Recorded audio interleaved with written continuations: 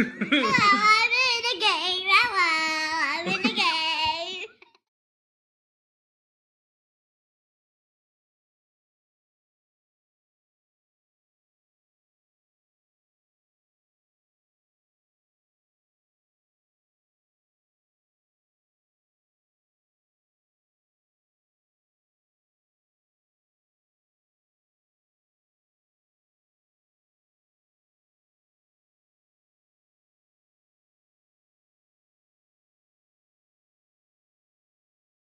Hello, I'm in the video with my daddy.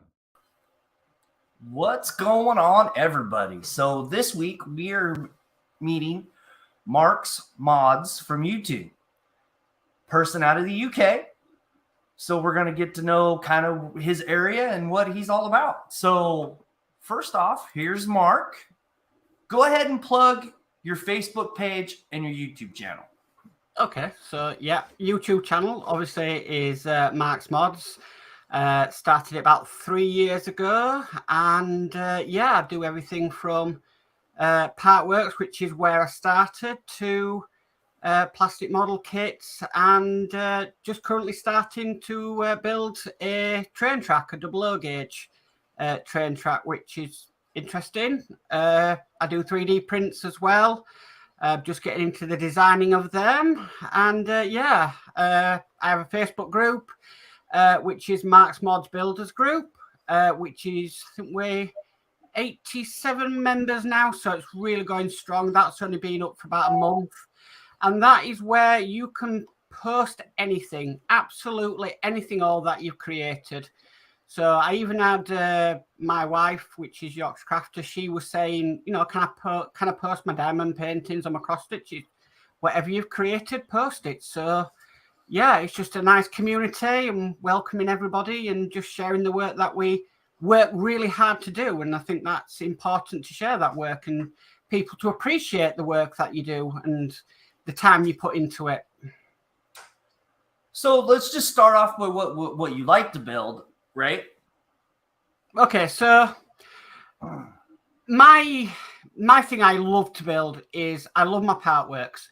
Now, it's the case of, for me, it's a thrill of getting that package through the post every month, or when you used to go get it from the newsagents, not knowing what you've got to build, you know, and then opening it up and seeing, wow, this is what I've got to build this month.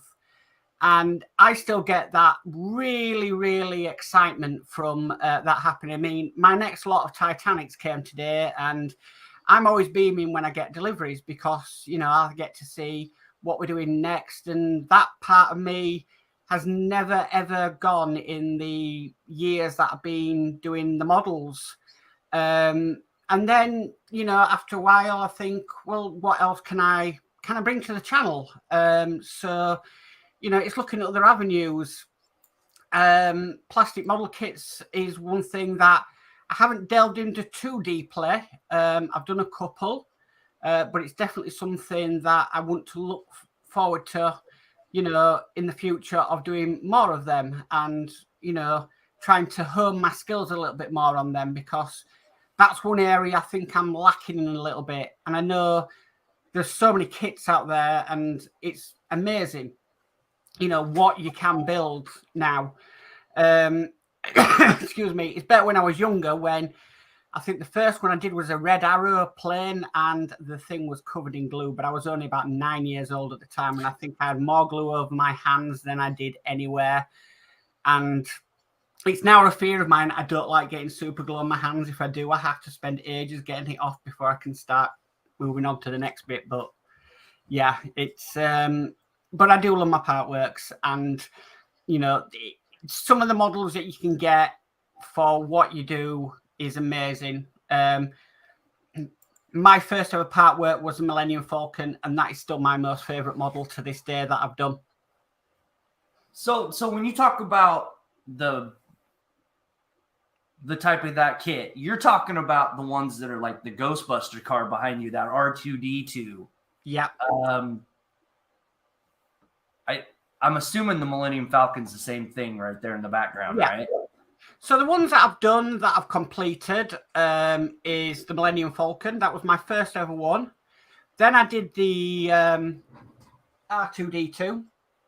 Then just above me up here is the Red Bull Racer, which was a nitro car from D'Agostini. Then I did the Hummer, another nitro car from D'Agostini. Then I've done the Terminator, which is down there. That Terminator's cool. I'm not gonna lie. That's it really is. And I did the Spitfire by Hachette. That's not in here. That's actually downstairs on display because it's just the base is too big to display in here. And then I've got my current ones that I'm working on. So yeah, love them. It's just finding space for them. So we've kind of had some updates on those kind of things. Do you have all the info for that? Because I mean, some of the producers are going to go forward. Some of them aren't, right?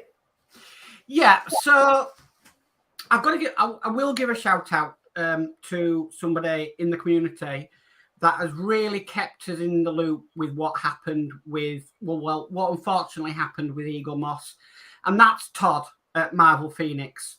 Yeah, he's the one that for no reward, no, nothing, has kept us informed of what has been going on. So, excuse me, he's kept us informed over Eagle Moss, and now he's keeping us informed over Fan Home. Now, I was doing 3 models with Eagle Moss. So the first model I started with Eagle Moss was the Ecto 1, which was very, very near completion. Then I started doing the DeLorean, which again, I probably would have completed it by now if things hadn't gone wrong. And then I was doing the 1/250 scale wooden Titanic with Eagle Moss. Now, luckily for me, and a lot of other builders out there, Fan Home have come along and they've taken over some of the builds that Eagle Moss was doing. So they've taken over the DeLorean, the Ecto 1, the Eleanor Mustang, and the Enterprise. I think that's all of them that they've taken on. So basically, I had to I couldn't afford to do all of them to complete them. I'm going to have to do it in stages. So the one that I've got probably the most invested in was the DeLorean, which is behind me there. Yeah, look at this thing. This thing is cool because you got that all lit up and yeah. So that's at issue 92 at the moment. Now, the reason I wanted to finish that most of all is because I've got a lot of upgrades on that car. It was one model I wanted to do to upgrade to as far as I could go with it. So I've got the model mods, flux capacitor, Christmas tree. I've got the power mod. I've got the remote control. I've got the flux bands for it. So it's one model I really have spent time and money on, and it's the one I really want to finish the most from Eagle Moss. Now, I do have the Ecto 1. Now, I don't have all the parts to finish that from Eagle Moss, but I do have the parts to finish that from Eagle Moss. Basically, some great people out there stepped in when that came to an end with Eagle Moss, and I have the parts to finish off the roof box on top of that, and that was kindly donated to me by Ian at Partwork Upgrades, who gave me all the roof box items to finish it. So that will be finished. I've just got a few problems with the electrics, which I need to take it a little bit apart and to sort out, and it's not that easy to do that on that vehicle, so I'm kind of putting it off a bit. But they can be finished, which is amazing. It's just a shame that nobody's taken on the wooden Titanic, because I would have loved to have finished that ship. So am I wrong on this? But isn't some of these kits, the only reason they're getting made is because Adam Savage got put them on blast? Right? I don't know. I think a few of them. Yeah, I mean, I think he was really upset about the Ecto 1 because he hadn't had it finished. He put all those companies kind of on blast. Yeah. And then all of a sudden, that one company sucked it all in because, I wonder how much of that is an influence of him. Well, You know? precisely. I mean, the Ecto, it's a fantastic vehicle. It really is. I mean, it does have faults. It's, not every part work you do is brilliant. You do have your problems along the way, but it is a fantastic model. But it's such a shame everybody was so close. I think about 2 more packs away from completing it. That's how near we were before Eagle Moss went under. And, Eagle Moss did have its problems, and everybody used to moan about it and stuff. But you got to think about the people that work for Eagle Moss that lost their jobs over it. It wasn't very nice. And Right. it's a company that's been around for a long, long time. And it's a shame that it happened to them when it did. Well, and that's why I thought maybe you had an update. That's why I asked that.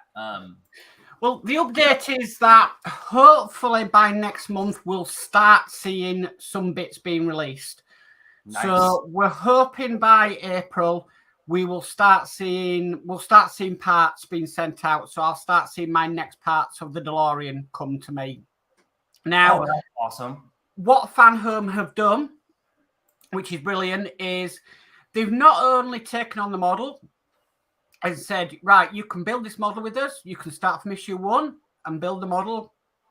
But what they've also done is they've said, let us know where you were up to with that model. Let us know, and we will carry on the subscription from that stage. So I had all the pieces up to 94. So I needed to start back at 95. So you put into Fan Home where you needed to start from, and basically that's where you're starting from. So you're not having to redo the model all over again from issue 1. So my next set of parts, you were only getting 2 in the first shipment, will be 95 and 96. And then I can carry on all the way to the end and finish that model. And they've done that with every part work that was in production with Eagle Moss. So they're doing it for the Ecto 1, they're doing it for the Eleanor Mustang, and they're doing it for the Enterprise as well, which is fantastic for the people that were left high and dry with all this. I never made any comment when it happened because a lot of people were contacting me, asking me what's going to happen. And I just said, all I'm doing is I'm just hanging tight, seeing what happens, and then take it from there. I did pack the models away. I moved them out of the way just to free up space. But it was nice to bring them back out again. And, remembering the joy that you had when you were building them. Right. And, it's never say never. I mean, I'm hoping the wooden Titanic, somebody might take that on. If not, then it's a shame. But we just have to carry on as it was. We just cannot help what happened. And I think enough moaning about it and getting cross and angry. And I didn't do that. I was just thinking, well, the poor people that worked there were just high and dry. I do know that some of the people that did work for Eagle Moss went over to start working for Fan Home so that they could bring these models back to us and help us finish them, which was amazing. No, it seems like, it definitely seems like that company is willing to take up the challenge, right? Yeah. It's at least that's the impression they're giving right now, right? Yeah, I mean, they've taken over other things as well. So with Fan Home as well, they've taken over the Marvel movie collection. That's another one they've taken over. So you can start from issue 1 on that one. That was an Eagle Moss production. And then you've got Agora. They've taken on the James Bond as well. So that is amazing. I think one of the things out there, though, that it's not on my street, but there's a lot of people out there that wanted to do it, was the 1966 Batmobile that Eagle Moss was going to release. And that was so people were getting really hyped for that one. And it's a shame that it never got released. And I'm just hoping there will be a company that will take that on and, it will be released, because it did seem to look like it was going to be a very, very popular model that people wanted to do. I could be wrong here, but I want to say that car, the Batmobile, is on the same level as that Ghostbusters car. It looks like it could be just as big. Yeah. From the pictures I've seen. Batman, for me, it's not my thing. It never really has been. But, I mean, look at your channel, and you've got loads of Batman stuff on there. So for you, it's a building dream. For me, I only ever pick builds that I'm interested in or that appeal to me. I don't just go for a build for the sake of it. I only ever do something because I like that model. That reminds me of something, and that's how I carry on with. That's how I pick the models that I do. So it's always been like that. I get it every time something's been released. So when the kit Knight Rider got released, are you doing that, Mark? No, I never really watched it when I was a kid. The recent one, the Batmobile Tumbler, I'm not really into Batman, so no, that's not for me.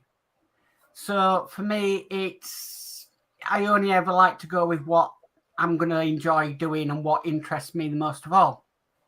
And I think by doing that, you can put more into it as a builder because you're more enthusiastic about it. You're more really, really wanting to, get out there, get in there. And the Titanic model that I'm doing, I've studied that since I was 8, and there's so much information I can put into that build. It's one of my favorites that I'm building at the moment.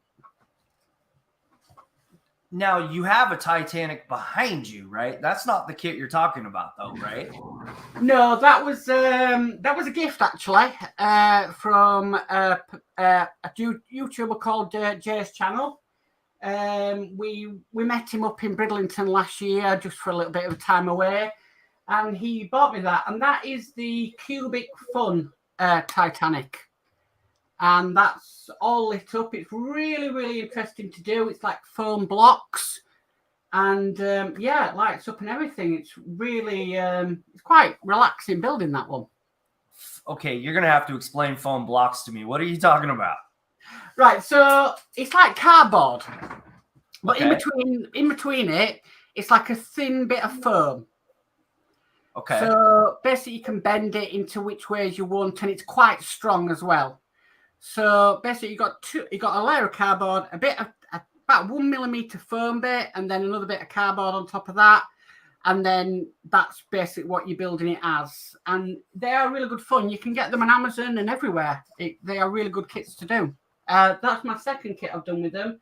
I did a clock, and then I did that one. And trouble is, that took me 6 months to do, but that's because I was stopping and starting on it all the time. No, you could see the lights and stuff lit up in the back. That's why I thought that. But that's interesting on how the foam, all that stuff works. That'd be cool. I could see that being an interesting build for sure. I think they're brilliant to do with kids. I think they're really, really good to do with your children, because they're very simple to put together, and. If you're wanting a simple thing to just follow the instructions, there's a bit where you have to pop them out of the stencil they're in, but it's so much good fun. It really is. It's just another way of doing models, really. So here's my other question. Do the lights heat up the foam core? No. No, the lights are very, very small LEDs that are just battery powered. So no, they don't heat anything. There's not much heat coming off them at all. So we've talked about the Eagle Moss thing. What else do you like to build? Because you do model kits too, right? Yeah, I'm just sort of starting out with the model kits. It's like I said, when I started out when I was doing them as a kid, and I wasn't that right good. I've done a few since then. So I did they're not here now because they got damaged in a move, but I did a 747, which was quite interesting to do, but the kit I got wasn't that great. So there was a lot of flashing and bits and pieces. It was a very brittle kit. And my painting skills back then weren't the best. And then I did do a Concorde aircraft as well. Again, that was a fantastic kit. My problem is with these kits, I can build them, I can paint them, but decals are not my, or decals, or which way you say it, they're not my favorite thing in the world. Right here too. I understand. Yeah. I actually remember as a kid, I picked the Concorde because it was something I built as a kid with my dad. And I remember my dad doing the decals on it. And I remember going into the kitchen one day and he was doing them, and all I could hear was, yeah, very colourful language. I'm like, why can he be so upset? And in the end, he gave up. And then I look at it now, and how we're doing them, I'm thinking, yeah, no wonder he was like that, because this is an absolute nightmare. There's no way I can do this one. So yeah, it's something I need to practice on a lot more. Yeah, I'm actually in the process right now of trying to find that UMP decal solution. Decal fix. Yeah, right. I've heard that's one of the better ones out there. There's a couple others, but I've heard really good things out of the UK about that. So and you don't see a lot of mistakes out of the guys that do it in the UK. So it's like, well, maybe it's worth looking into. Yeah, I mean, most of the tools I have and the bits I've used are just recommendations that you've seen with other builders and how they've got on with things. So, you know, if it works for them, why not try it? You know, it's just one of them things. Right. So is there a current plastic kit you're working on? Not currently, because at the moment, I'm working on a signal box for the train layout that I'm planning to do. Which again, this is a 3D printed kit that I managed to find on the internet. So I've just been working with that and sort of trying to practice my painting again and bits and pieces like that. So, you know, it's something I used to do, but something I'm actually trying to relearn how to do it again. Right. But 3D printing is amazing. It is an amazing hobby to be in. You have to learn a lot. I mean, the 3D printer I got was the Ender 3 Pro, which is a PLA printer, and you have to build. You have to sort of build it, you know, and everything. So you learn from building it how, you know, what happens. And then obviously there's a lot of maintenance that goes on with it. There's a lot of also moments when you get failed prints and you think, I've just been printing for 9 hours and it's just failed, and you're just screaming at the thing, why did you fail? But then when you can, but then when sometimes you get something, you think, I cannot believe out of a roll of PLA, I've just managed to print that, you know? See, for me, it's on like day 4 or 5 when stuff starts messing up. And then you're like, damn you. Yeah, so, no, it's really, it can be really frustrating. And then it's really rewarding at the same time, because then you get things like that big mamma jamma in the corner. Yeah. Right? So, yeah, it's so frustrating with it. But, yeah, when you do it and you crack it, and the stuff you can print is amazing. And the good thing about 3D printers is now they're so affordable. Everybody, you know, it's affordable for a lot of people now just to get, you know, to grab one and to start doing their own custom prints. It's amazing, you know, how affordable it has become.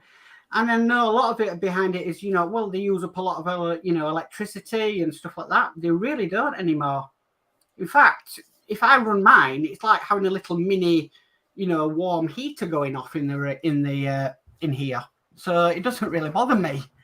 But I mean, when I first got mine, I was printing things for everybody else, not myself. And then just lately, I've started doing bits and pieces for myself. So yeah, it's a nice little hobby to get into.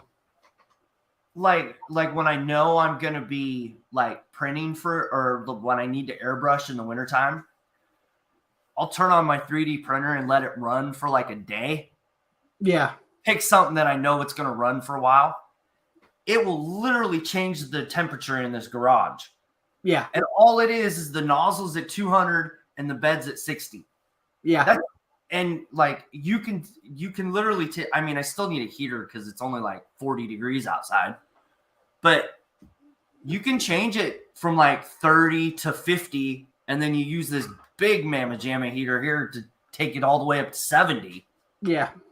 And it's crazy. It's crazy how much heat those things put off.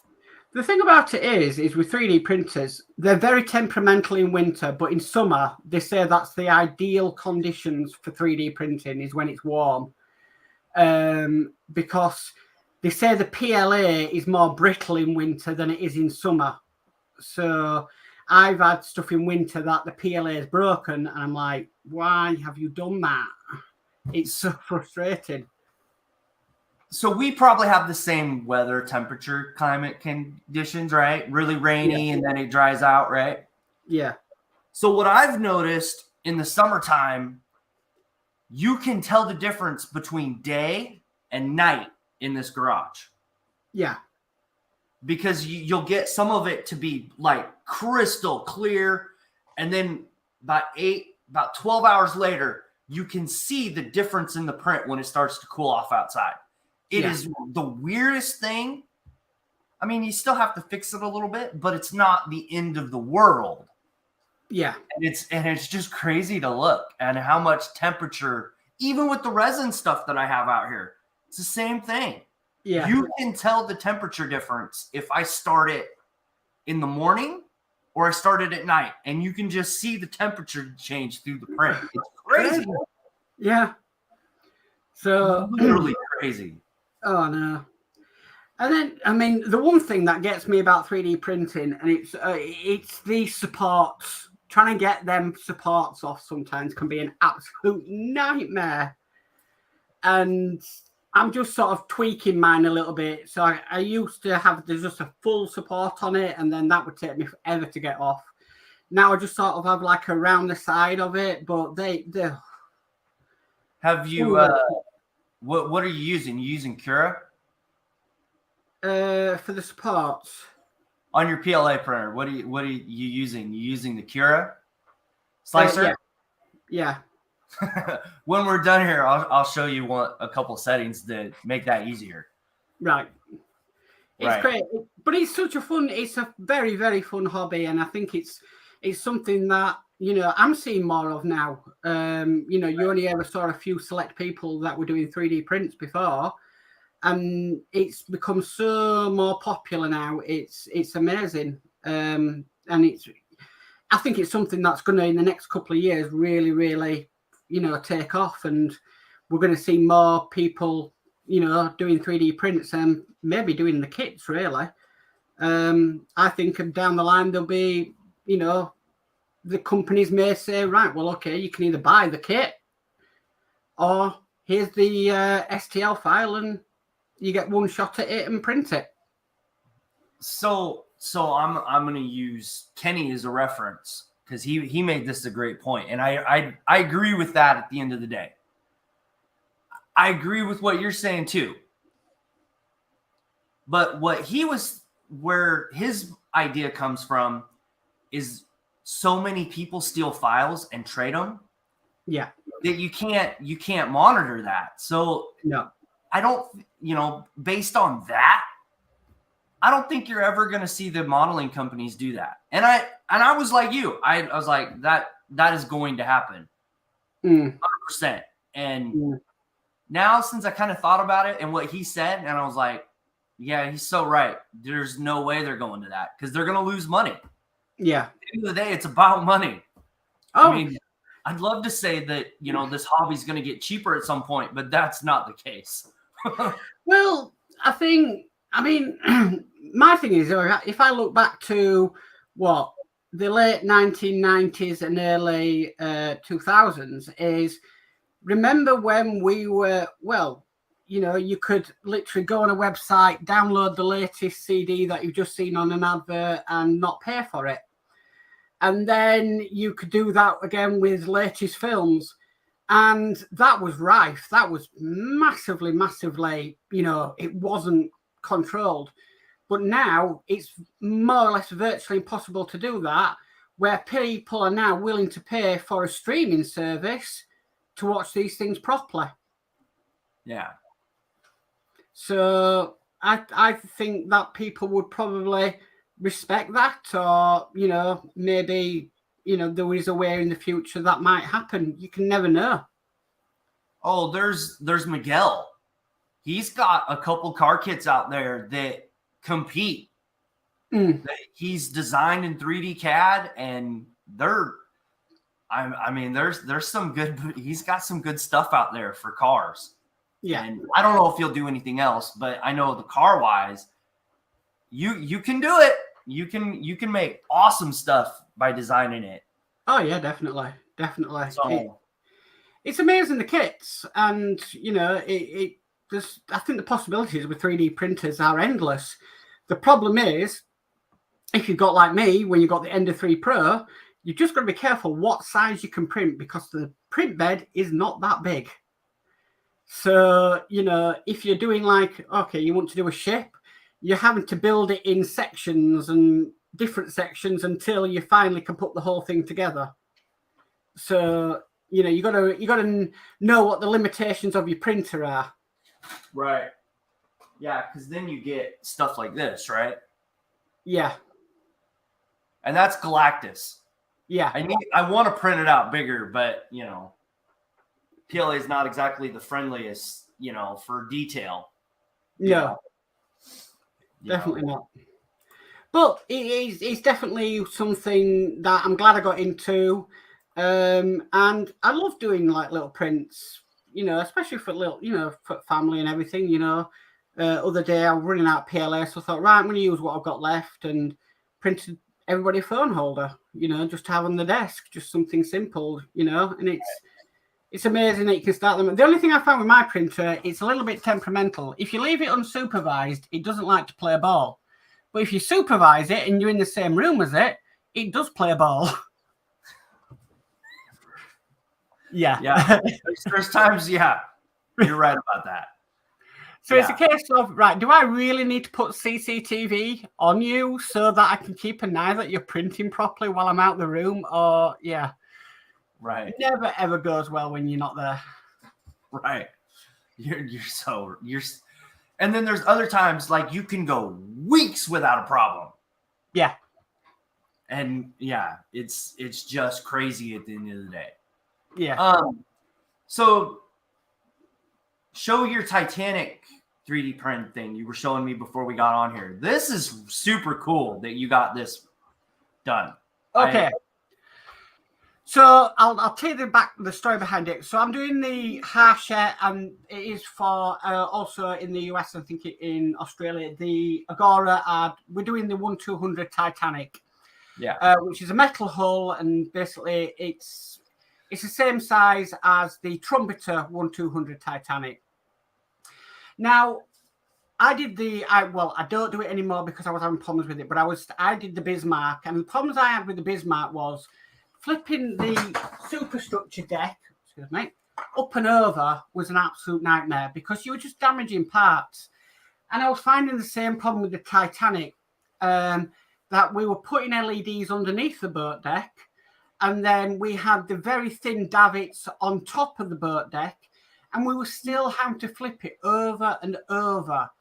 And I'm thinking, this is going to get damaged. This is not great at all. So I thought, well, let me take some measurements. Let me see if there's something I can possibly print that would fix it. So I took some measurements, I made a basic design, and basically that's the basic design I came up with. And basically just that little slit there, that slots into the boat deck, so it's wide enough to go on to slip onto the boat deck, and you can basically use this either way on the boat deck. So you can have it upside down so it doesn't damage the davits, because you've got about 1 centimetre off your desk to put like the LEDs underneath, and then you can flip it the other way around if you're working on top of the boat deck. So I designed that. Now, I'm not one of these people that, if I do something, I like to share it. And I'm really good friends with Ian at partworkupgrades.com, who UK based, but it ships worldwide, and said, look, I've done this little jig just to sort of help with the Titanic. Do you want the file for it? Now, it's not the first time I've sent some stuff over to Ian. And Ian said, right, well, I'll talk to you tomorrow because I've got a few questions. So I explained it to him. I took some pictures of it, and I sent the file over to Ian. And Ian said, look, can I just play around with it? I said, of course you can, no problem. So from that, which is just a basic prototype, that's what came out of it.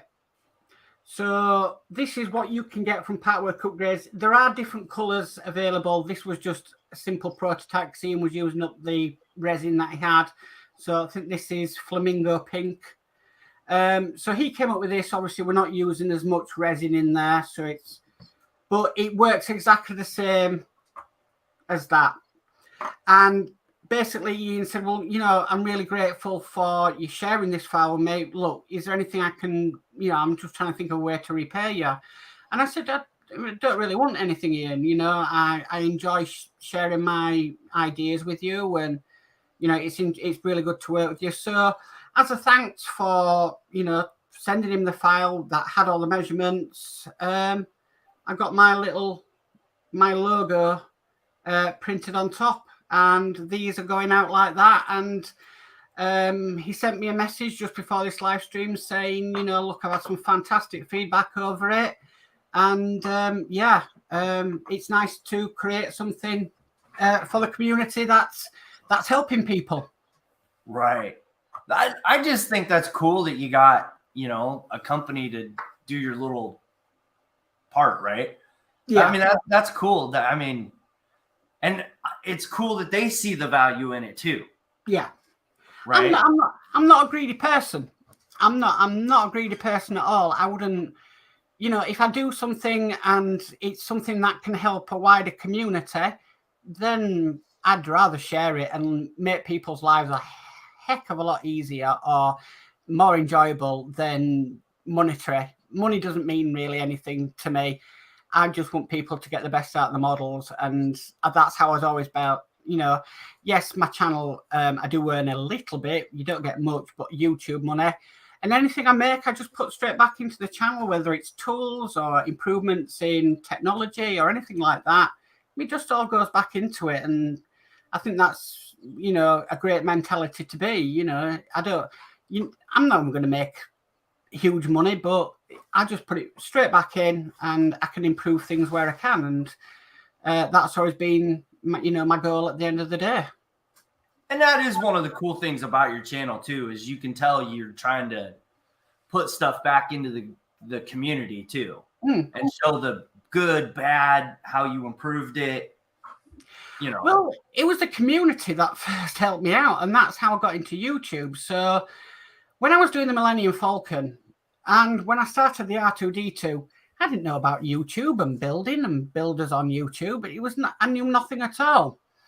And then when we got to sort of the end of the R2D2, and we're thinking, right, are they going to let us know what batteries we're going to use in this or whatever? Because we knew there were not going to be standard batteries. And basically then they told us what batteries we needed. And for me, it was like, what batteries? And they had to be this certain size, certain thing with a certain I hadn't got a clue. And you put it into Google or whatever your search engine is, you just couldn't find them. So I was on a couple of Facebook groups that I joined, and then there was links to YouTube and people explaining where you can get these batteries from. And that is how I came across YouTube and builders on YouTube. And I was instantly hooked because I didn't realize there was a community out there that was doing exactly the same as I was doing, but they were sharing it publicly. And that's always been my mantra. They helped me get into YouTube, so I want to help anybody else as well within the community, because that's how it was. It's crazy how that all starts, and then it's the rabbit hole you dive into, and hopefully you come on the other side, right? It's amazing how things evolve. So, I mean, my first video, I started doing the X-Wing. That was my first video, issue 1 of the X-Wing, and my channel started out as sci-fi, so I liked all the Star Wars bits and pieces. And then further along the line, I started doing other bits and pieces, which I think it was the Spitfire I started. And it turned out that I was getting more interaction with the more historical builds I was doing more than the sci-fi stuff. And now at the moment, I've only got one sci-fi model I'm building, which is the DeLorean, which I'm waiting for parts on. So it's crazy how it's worked out that it's gone from being a sci-fi channel and it's now the way it is, what I'm building now. But it's just, I think it's just the way it is. That's what I was into back then, and I still have my little corner of sci-fi over there, so I'm happy. No, that's awesome. So that little block was one of the tools that you use. What are some of the other tools that you use? Okay, so the couple, these, which I love, I bought these about a month ago, and it's something I've been looking for a long time. And basically, the tweezers. So, yeah. But not only are they tweezers, they're actually serrated tweezers. Now, these have come in so handy. I don't think I've picked up my other tweezers since I got these, because these grip far better than what you would call smooth tweezers. So you can get these, when you've got like pins to put in and very small details, how many times does something go ping across the room, you can't find it. These don't do that. You just grab the whatever you need to, and it goes straight in. And they are wonderful to have. I mean, I have two pairs. I have that pair, which I use all the time. And then I've got like a different angled pair. And they are fantastic. Absolutely brilliant. They don't damage any plastic parts. And if you've got small metal pins to put in or any other bits and pieces like that, they are ideal. So I would highly recommend them. And then the second thing that I'd recommend, this has come from another build that I saw, and he's quite a fantastic builder. John builds iconic military models, who's based in the UK. He was doing some photo etch work on his his Trumpeter Titanic, and he mentioned this, which is a simple fiberglass pen. And I've never heard of these before. And basically, if you're doing your photo etch and you're bending it and you're sort of moving it around and you get dirty marks in it, just rubbing this on top of it will clear and shine up that the copper, whatever you're using, with anything. This works on any metal, so I've been using it on my train track to clean the rails with. I've used it on photo etched. I used it on the propellers of the Titanic because I painted my propellers, so it was a little bit they were a little bit dirty after. So I just used this, shine them up, and it was it's a really handy tool to have. And all the bits I'm using, a couple of pound off Amazon. Absolutely amazing. Just little tools that you get recommended and passed on along the way. And yeah, so serrated tweezers, I recommend them. And that fiberglass pen, especially for photo etch, is amazing. No, that photo etch thing, that was super interesting. I'm not gonna lie, that was cool. And really unique tool, right? Yeah. Them tweezers. Yeah, I definitely need a set of those. Yeah. Definitely need a set of those.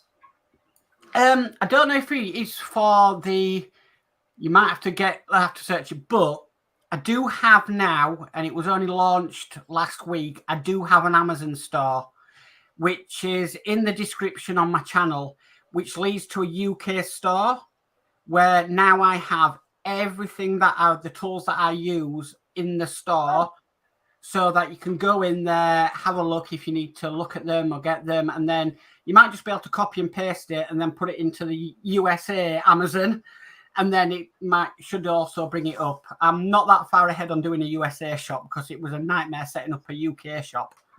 But all the links are on my channel. I can only imagine how difficult that was, because how Amazon is just to order stuff, right? Yeah, it's a minefield. But I had the opportunity to do an Amazon store, which is just stuff I recommend that I've used myself, that I've ordered myself. And I put them in there and said, look, if you want to use whatever I'm using, this is where I got it from. This is the link, and there you go. And you know, there's the tools that I'm using. So it was just another way of helping out the community. So Brian asks, are those tweezers, of course, for decals? I don't know if they can be used for decals. I'm sure. The only thing I'd be pretty frightened of with decals is ripping decals, but I would possibly think you could use them, yes, for gripping decals. But I'd probably get a finer pair than that, because these are quite thick. But these were my first, my first ever sort of looking into serrated tweezers. I want to buy a better set than this. But the good thing about these is when you press them together, they don't buckle either. So you get a very good contact on it. Okay, so we talked about tools. What kind of paint you using when you paint models? A lot of the stuff you have comes pre-painted, just right. I wish models did come pre-painted sometimes. Right. No, basically, I have no particular company that I like that I use paints with. For me, it's what I can get hold of. Where we are in the UK, we used to have loads of model shops, and now they're all closing down. And they're becoming so scarce. And the only place that we are looking at is we have a UK place called Hobbycraft. The modeler section in Hobbycraft is maybe one aisle, and that's not very big. So going out and finding a decent model shop, you do have to travel. It's not easy finding paints. I mean, there was a shop in my nearest town that I went to with my dad, and they used to do Warhammer, Hornby trains. They did absolutely everything, and they had paints in there. And you could go take your list of paints to them and say, right, these are the paints I need for this model, and they'd say, right, just give me a couple of minutes and we'll get them. And they go off and they get the paints for you.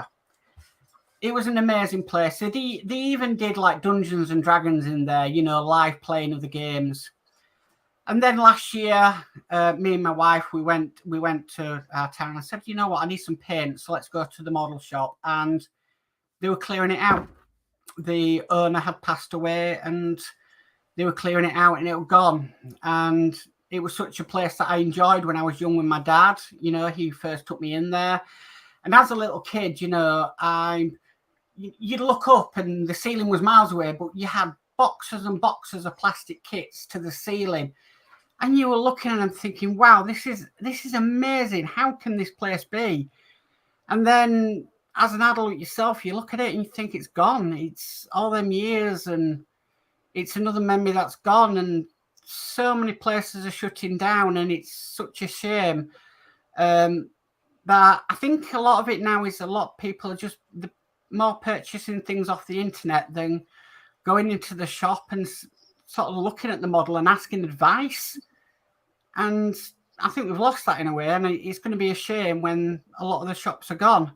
I'm old school. I like to go into the shop and I like to have a look. I'm not a keen person for looking online, because there's only so much looking on Amazon at a kit or looking on eBay as a kit or something else will give you. And you look at the description, you're thinking, well, no, that's not giving the information I need. And whereas going and looking at a kit, it's different. It's so much different. So I prefer to be online. I prefer to go into the shops and have the excitement of buying it myself. Right. No, it's cool when you have those shops, and then it's really sad that when they're gone. It really is. It's a shame, but I suppose it's just the way the world's working. But I think it's going to be a loss, because I think we've got. I try and get my children. I mean, they're teenagers now, and one's in college, one's in university, and I tried to get them into models, but they weren't really that interested as children. But there is, I think models is always going to be around, and it's going to be a shame that we just can't go to the shops we used to pick the paints we need, and used to be able to have a good chat about what was coming out and what new kits would come in. And we've lost that. And I'm always support the high street, support the your local shops, and it's just not the same as it used to be. But I think that's the world we live in now. Right. It's crazy at the end of the day, right? With all that, it's and sad, it's just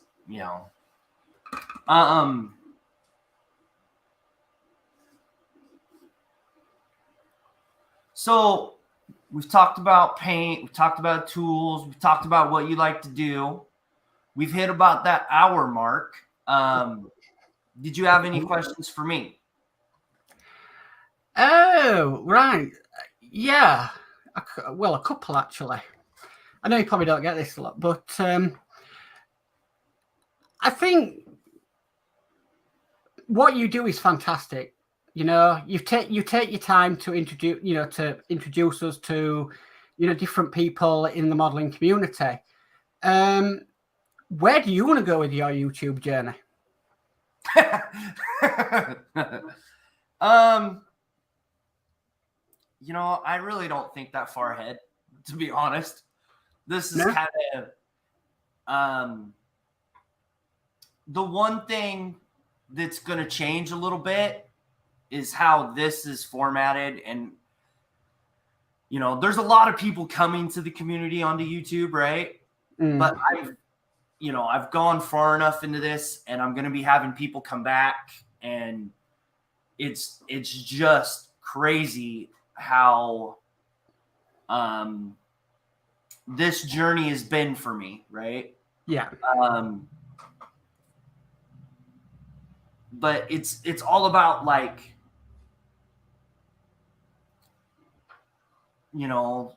people are actually watching my channels or my videos.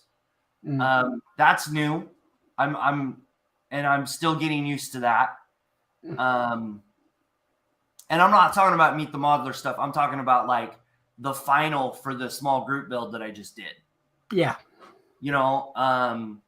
Like when I do 3D printed stuff, people are watching it. Yeah. When I do figures, amazing. You know what I mean? Like it's I'm still kind of getting used to that. Yeah. The one thing that I do want to have come in the future is more time building, but we can only do with what we can do. And I'm having a 10-year-old now who's going to be 11 next January. So my time at this bench is going to get shorter, because he's getting older, So it's blinking you miss it, because like I said, my youngest is 17, my eldest is 19, and gosh, I wish I could go back to when they were 10, 11. It's and we're hitting those ages where he can do a little bit more stuff. We can go have a little more fun, I'd love to say this is going to continue like every week, but I don't think that's going to be the case going forward. I think there's always a balance with YouTube of you have to put what is most important first. And I think a lot of people apologize. Sorry, I can't get a video out today, or I can't do a live stream tonight. And I think at the end of the day, YouTube is a hobby, and it has to stay at that hobby stage unless you are earning your living from it. And I think at the end of the day, you have to put family, work, and everything else like that before anything on YouTube. Because you might say, well, I haven't put a video out for a week, and oh gosh, people are not going to be happy and stuff. Well, what you been doing for the week? Well, I've been working. I've had family to go see and stuff. Right. Well, again, that's more important than YouTube. If people want to watch you, they will wait a week for a video. If people really want to see your videos, they'll be happy at waiting a week. And if they really want to watch your videos, I took a little break in January. You'll have them messaging you and saying, "Are you okay? We haven't seen you around for a while."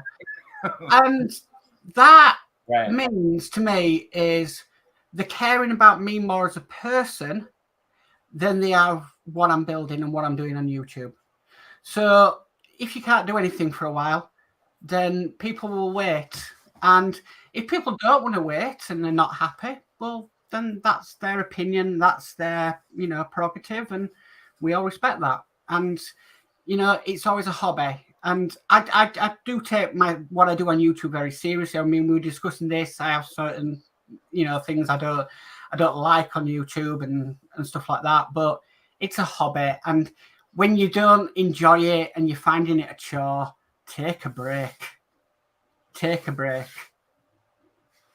Yeah, no, it's true. I find, like, I'm going to take the summer off again. I've pretty much said that going into it. I don't have a problem with that. But that break, like, if people understood the logistical nightmare that just this is, I think a lot of people would have given up already. Because it's a lot of work to make this Meet the Modeler happen. Oh, yeah. I mean, what we've been messaging for the last few days about it all, and I can understand it. You're trying to make sure you get him scheduled. Yep. And then make sure he understands how to use StreamYard. Then if there's a problem, you got to deal with that. And then it's not easy. But I mean, a lot of people say to me, why I'm not releasing much during the week sometimes. It's just because during the week it's really hard to record videos, and that's because we have what we call downstairs and upstairs time. So at the moment I'm upstairs in my hobby room. My wife's next door; she's doing her crafts. But during the daytime, we're sort of pretty strict with ourselves. We'll get as household chores done. We'll get the bits and pieces we need to do, cook tea and stuff. After that's all finished, that's when we'll say, right, we're going off. We're all going off to do his own thing. So I'll come up into here and build models. She'll go craft. My sons will go watch TV or PlayStation or whatever they're up to, and that's our own little free time. But when, say, my wife, she's in, say, helping out in a live stream, it's very hard to record and then get everything done after that because, you can record a video, but my word, does the editing really grind on you, because you're making sure your cameras are okay, you're making sure your settings are okay, and that's just one part of it.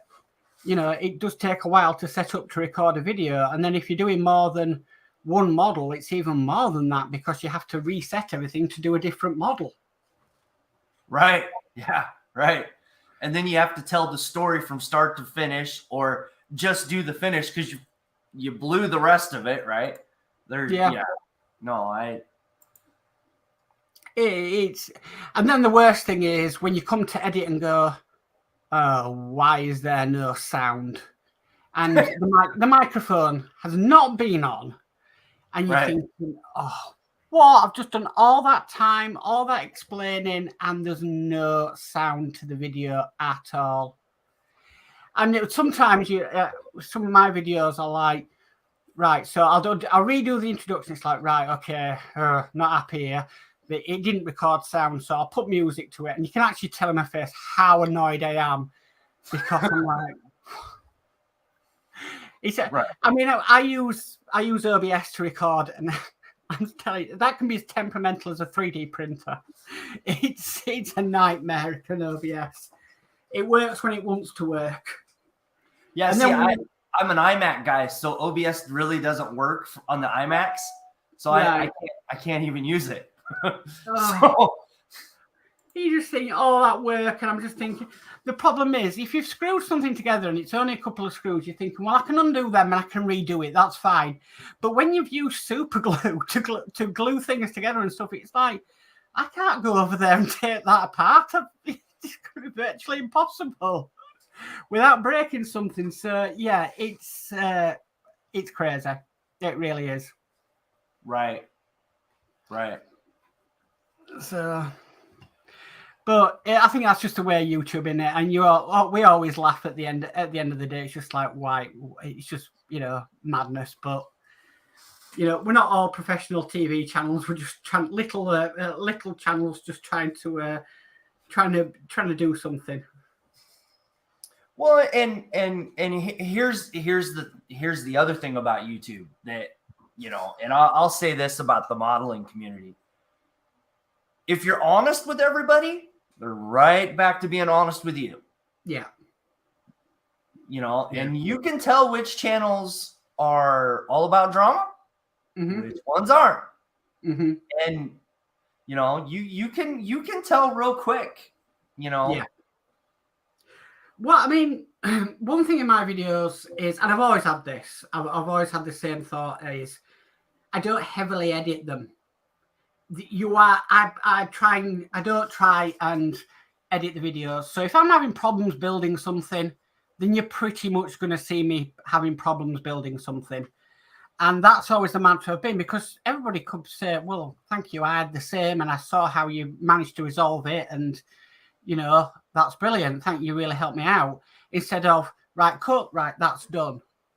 And you're thinking, well, you're human at the end of the day. So I keep them bits in just to show, look, I am human. I am the same person that's going to have these problems. And the amount of times I get off people messaging me saying, you know what, I have exactly the same problem. And yeah, thank you for keeping that in, because, it just shows we're not the only ones that have had issues with it.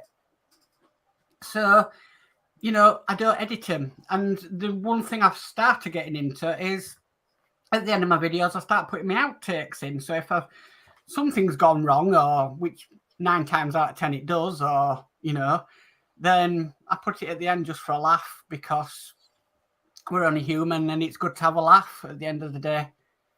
So, yeah. Well, yeah, and Peter's point, you can do this too. You can not edit the videos and you just live. You know, there's that option too, which is cool and negative, because you're like, oh, did that make it into the video? Oh, I hope not. Oh, did I just? Yeah. Oh yeah. That did go live. Oh, darn it. my problem is, and I found this when I was doing the Bismarck, and this, because the Bismarck is a fantastic build to do, but it's so highly detailed, it's unbelievable. And I was having to stop and start the camera because I'd be doing this and it just wasn't going right. It's just right, I'm just going to do this and get back to you. And you'd stop that camera and my wife would be next door going, and next minute it'd be shouting at it and any colourful language. And I'm like, glad that wasn't on camera. But yeah, really, you come back. Right, I've done that bit now. That was a bit of a blue moment, but yeah, we've got it on. But I just don't like, I try to accomplish it on camera than not accomplish it off camera. Right. But there's just sometimes it's just impossible to get it to do it on camera. So you have to stop the camera, get it done. And then I always come back and explain how it's gone on. So I say, if it went on straight away, I come, well, you know what? I've stopped the camera. What happens? It goes on straight away. So I've had to start the camera again. Or there's a couple of times said, you know what, guys, I've had to take 10 minutes away from it just to breathe, just to clear my mind. I've come back to it, refreshed, and guess what? It's worked. Right. And then there's the times that you come off camera and you're there for hours because it's just not working at all. And it's the next day, you've had a shower, you're in different clothes, and you go, yeah, this has been quite a long build. I've been doing it since yesterday. So, it's just the way it is. But I'd just like to keep it as it is and show if I make mistakes, then I always used to say if I have problems, then you guys don't have to. So, or I suffer, so you guys don't have to. Like the Chris Cortell video that I've been trying to put together.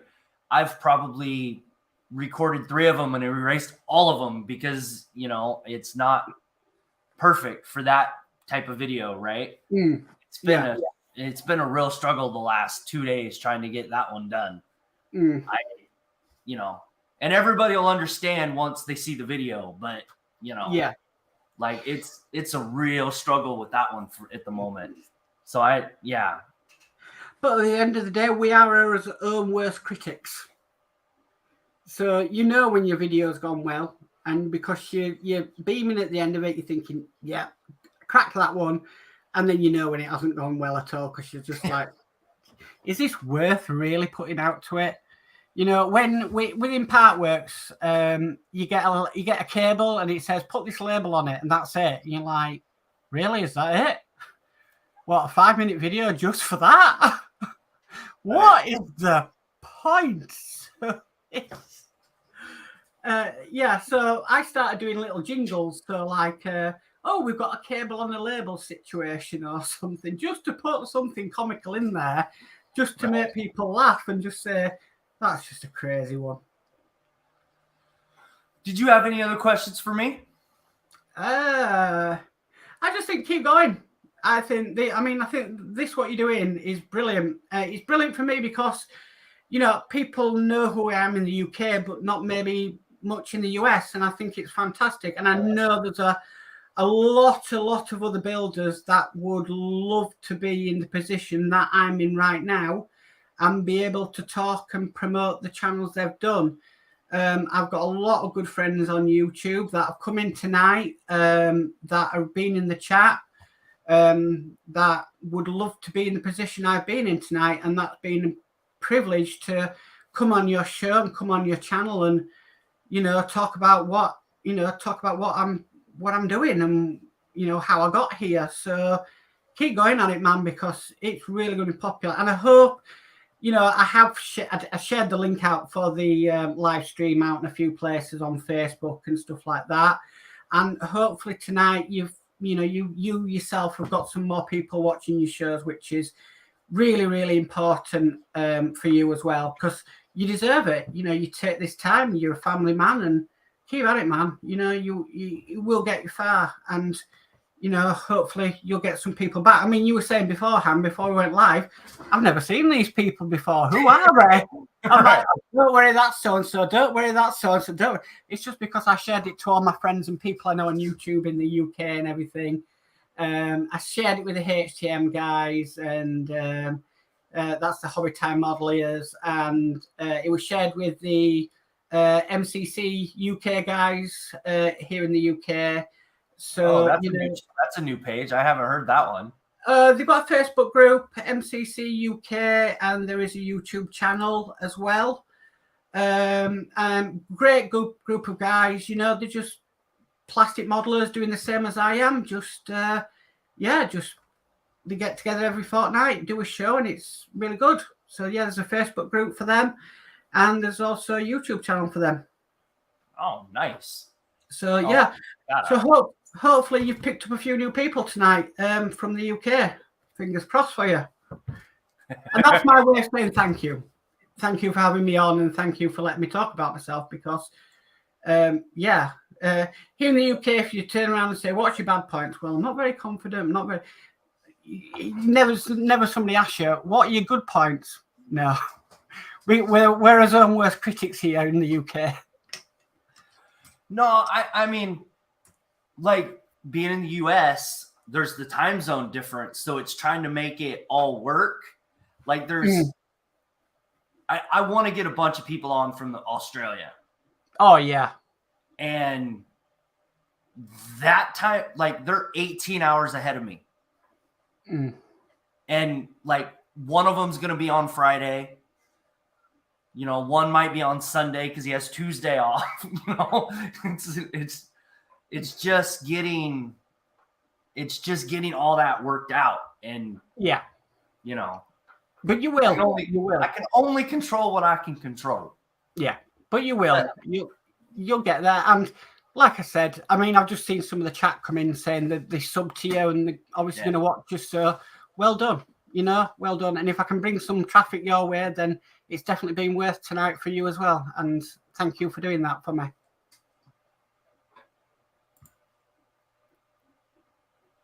Get World of Wayne on here. What is that?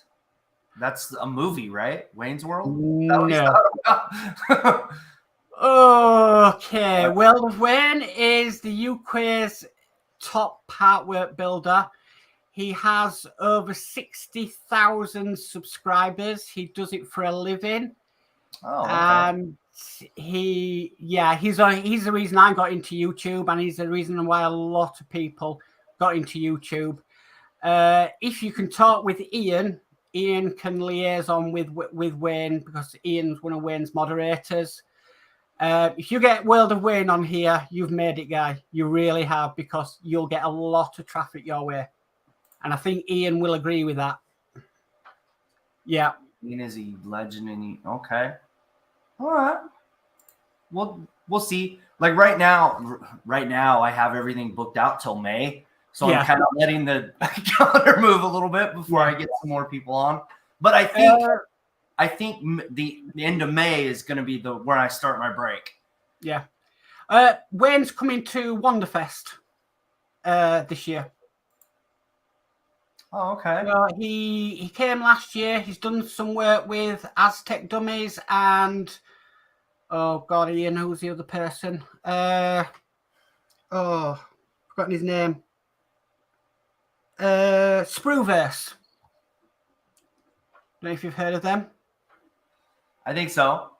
Phil Siegel at Sprueverse and Aztec Dummies. So he's done World of Wayne's done some work with them. He's done some some joint builds with them as well. So it'd be really interesting for you. Thank you, Dee. That's awesome. I'll definitely we'll talk when we get offline. Oh yeah, definitely. Shut up, Jeff. You're not a career ender. Stop it.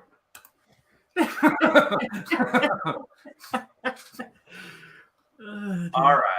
But Mark, I'll talk to you in a couple minutes. Thank you for coming on. I'm going to end this, and then we'll talk in a couple minutes, okay? Yeah. Oh, computer. Come on. Okay, so thank you all for watching. If you're not subscribed to Mark's channel, go ahead and hit that subscribe button. Today was a lot of fun. I got to learn a little bit more about those Eagle Moss kits and the new producer.